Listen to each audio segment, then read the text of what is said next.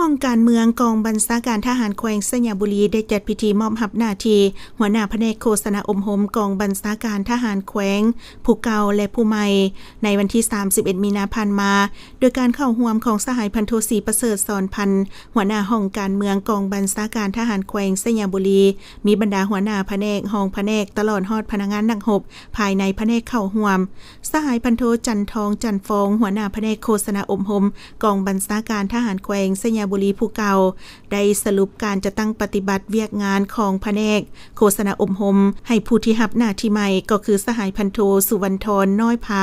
ได้รับรู้เพื่อสืบต่อนำพาซี่นำจัดตั้งปฏิบัติหน้าที่เวียกงานปกปักรักษาและเคลื่อนไหวเฮ็ดหน้าที่ตามภาระบทบาทหน้าที่เวียกงานที่ได้รับมอบหมายให้มีผลสำเร็จอย่างจบงามโอกาสนี้ยังได้ลงนามเซ็นบทบันทึกมอบรับเวียกงานระหว่างหัวหน้าแผนกโฆษณาอมหมผู้เก่าและผู้ใหม่อีกด้วย